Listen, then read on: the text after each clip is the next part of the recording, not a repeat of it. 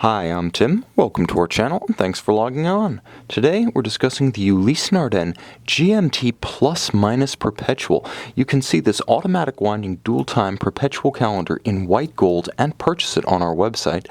Subscribe to our YouTube channel if you enjoy these videos. And please click on the card in the upper right-hand corner of the screen at any time during this video to see our full sales listing for this watch with additional accessories included in the sale, high-resolution images for your desktop, and naturally complete pricing for this fascinating in-house complication in versatile white gold. Now this watch on my wrist is perfectly sized for my wrist being 16 centimeters in circumference. This is a 38 millimeter case, and in terms of thickness, the watch is neither thick nor thin at 12.8 millimeters, but with a generously sloped case flank and domed bezel, it does easily slide underneath any dress cuff.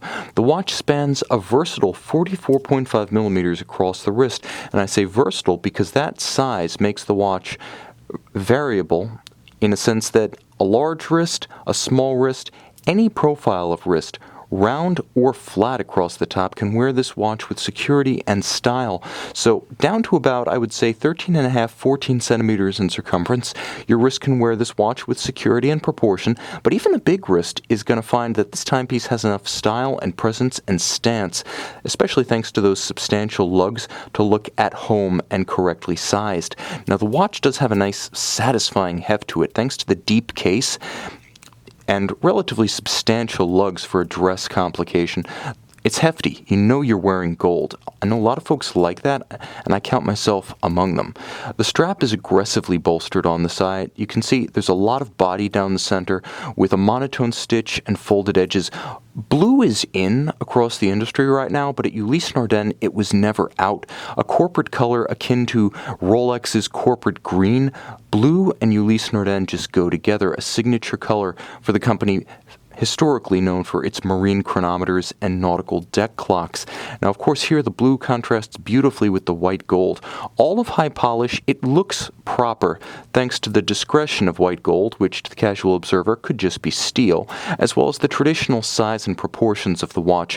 Too large and high polish in any metal can be a little ungainly. Happily, not the case here. A strong character line added where the bezel abuts the case flank. It's not too smooth, too progressive, too seamless. You do see that knuckle, and it adds a reasonable amount of definition and sharpness to the watch where it's necessary. Now, this is a perpetual calendar. It is a dual time, and it is Ulysse Nardin's own famous bi-directional perpetual calendar module. First, let's talk about how the dual time works. It's this simple.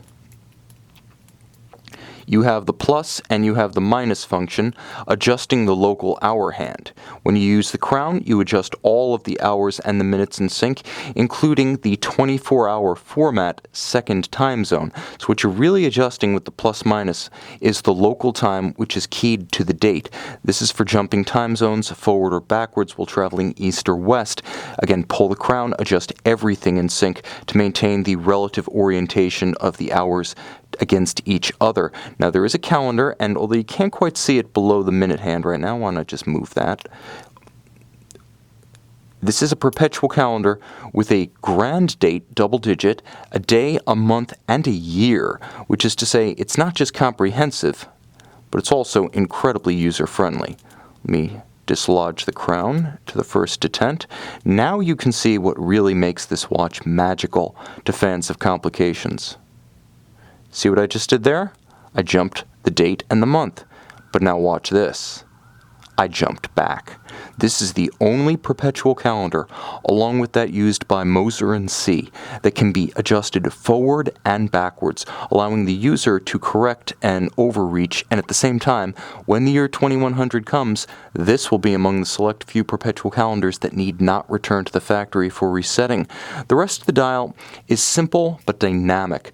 A spectacular lacquered sunburst blue, dynamic and one might even say almost alive in any light. You can see in the soft light of my light box, it's glistening. In direct sunlight, it explodes. Incredibly handsome.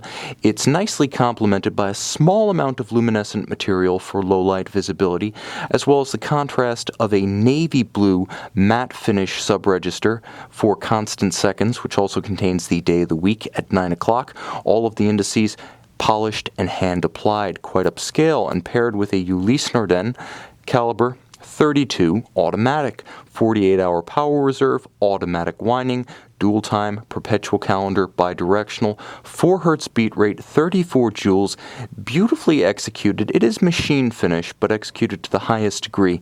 As with the Omega Caliber 8500 and 9300 family, machine finish doesn't mean unattractive. It just means that the designers have to use their imagination in allocating the details, and that has been beautifully executed here. Nice to look at, wonderfully built, engineered by a genius, Ludwig Oxlin himself, conceiving this perpetual calendar module in the 1990s. This watch has brains and beauty, a formidable pedigree, and a versatile size. You can see this dual-time perpetual calendar and purchase it on our website.